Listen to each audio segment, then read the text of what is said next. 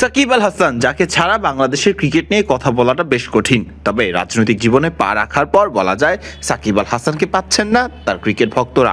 বিশ্বের নানা franchise cricket tournament Shakib খেলছেন ঠিকই, তবে পারছেন না জাতীয় দলের হয়ে মাঠে নামতে, পারছেন না নিজের দেশে ফিরতে। তবে আশা হারাননি এখনও সাকিব আল হাসান নিজেই। ডেইলি স্টার বাংলাকে দেয়া এক সাক্ষাৎকারে সাকিব জানিয়েছেন তিনি এখনও আশাবাদী এবং তিনি সবসময় একজন আশাবাদী মানুষই ছিলেন।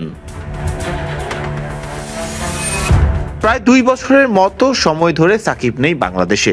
দেশের বাইরে থাকা সাকিব দেশকে কতটা মনে করেন, ডেইলি স্টার বাংলাকে দেয়া এক সাক্ষাৎকারে সাকিব জানিয়েছেন নিজের মন্তব্য।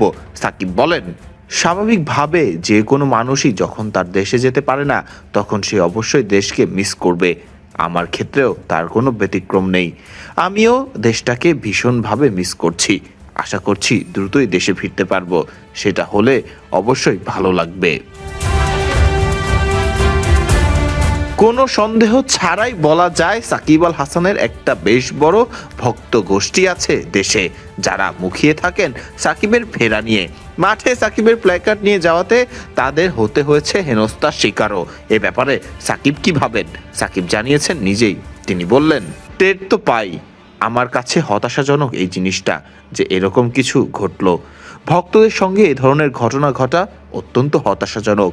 তবে আমি তাদের প্রতি অত্যন্ত কৃতজ্ঞ যে তারা এমন পরিস্থিতির পরেও আমাকে সবসময় সমর্থন দিয়ে যাচ্ছেন। বাস্তবতা কি বলছে সাকিব নিজের দেশে ফেরা নিয়ে তিনি নিজে কি ভাবছেন? সাকিব জানান, আমি আশাবাদী, সবসময় একজন আশাবাদী মানুষ ছিলাম।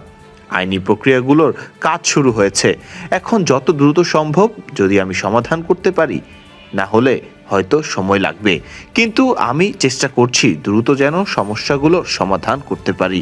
এখন বিষয়গুলো যত দ্রুত সমাধান করা সম্ভব হবে আমি তত দ্রুতই ফিরতে পারবো। প্রশ্ন থাকে কি বলছে বিসিবি এবং ক্রীড়া মন্ত্রণালয়, সাকিবের সাথে কি তাদের আলাপ হয়? সাকিব জানান, আমি এতটুকু জানি বিসিবির মাধ্যমেই যোগাযোগ হচ্ছে, আমার সঙ্গে সরাসরি কোনো যোগাযোগ হয়নি। আর বিসিবির সঙ্গে মাঝে মাঝে হয়, মাঝে মাঝে হয় না, এরকম অবস্থা। কাজেই নিজের উদ্যোগে সব কিছু করার চেষ্টা করছি, বাকিটা দেখা যাক। এর আগেও বিডি ক্রিক টাইমকে দেয়া এক সাক্ষাৎকারে সাকিব জানিয়েছিলেন তিনি চান দেশের হয়ে একটি পূর্ণাঙ্গ সিরিজ খেলে আন্তর্জাতিক ক্রিকেটটাকে বিদায় জানাতে। সাকিব আসলেও দেশে ফিরবেন নাকি না, এই প্রশ্নের জবাব মিলতে যে এখনো অপেক্ষা করতে হবে সেই সময়ের জন্যই।